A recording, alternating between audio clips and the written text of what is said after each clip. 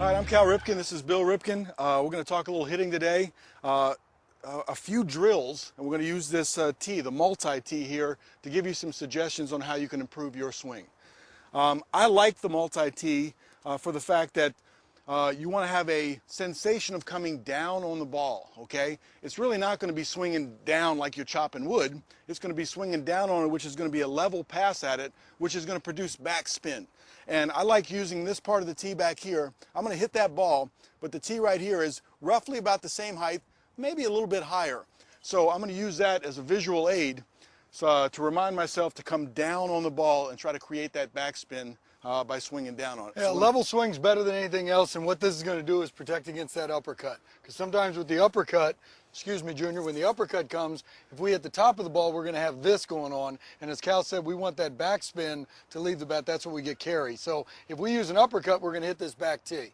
It's about level, slightly higher. Junior's going to make a good pass at this, come down to the baseball is the terminology, get that backspin, let the ball carry. So it's a visual aid to help me remind me where I want to swing the bat, but also if I don't swing it quite level or I come from underneath over top, I'll hit this piece back here and it'll tell me that my swing was different. All right, slow back. Yes! Through. I didn't hit the back one. No, you did not. Slow coming back and going through. Slow coming back. And I tipped it that time just a little bit. My swing didn't feel as smooth, and I felt like I came up and off the ball a little bit, and that's a reminder. I just ticked it there. So let me straighten it out real quick. Now, as you look at this, this places the ball out in front of home plate. Remember, we're going to stride to this point right here, so you have to adjust yourself on the plate in this particular drill. That's much better. Give me one more of those. Okay. See if you can repeat. All right, another good drill to use with this multi-tee is we're going to put this ball here. All right, a lot of young hitters have a problem or a tendency of coming to the ball and then they get out of the zone in a hurry and they spin. And what this does is we just say, imagine another ball here. All right, we could probably use another ball, but if we got some people out there, it'd be a little bit of a safety problem. We can do that when nobody's around. But just visualize that there's a ball here. Junior's going to back himself up. This is the regular home plate again. He's going to understand where his stride goes. He's going to hit this ball. Visualize there's another ball out here. This will get him to the baseball and through the baseball and will also help with his follow-through. A lot of times we talk about follow-through takes care of itself as long as you go through the baseball. Many times a hitter will come in and out and the follow-through will come up and off the ball. This keeps you in the zone longer. This is a good drill to keep you in the zone longer. Same approach, back, and go all the way through. That was nice. Visualize you're hitting that second ball.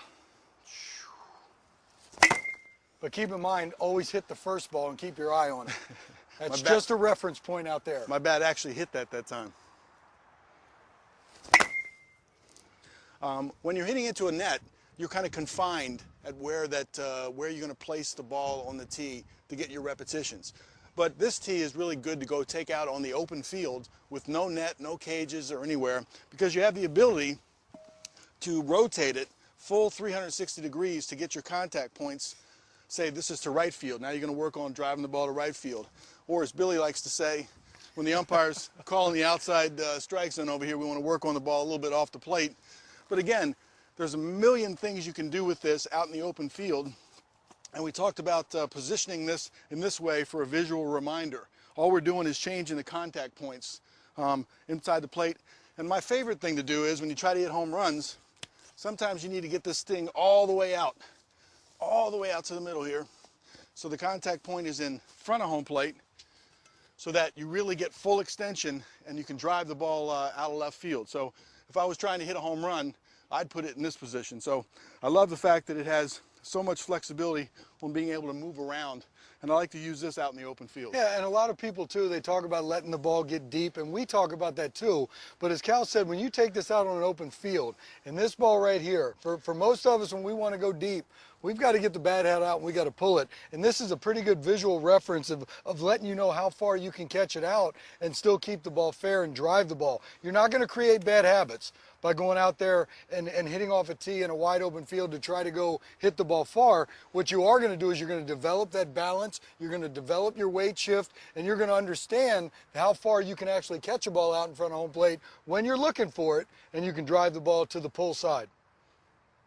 And also, we talked about this earlier, that the two tees right here give you a visual reference on whether you're coming below the ball and up. If you have a slight uppercut, you might want to change the heights on that, or to remind yourself to stay down to create that backspin that will get carry. So that's just another a few things you can do with the multi-tee, and I would highly recommend trying to take this out on a baseball field and seeing where you can hit the ball and where it flies.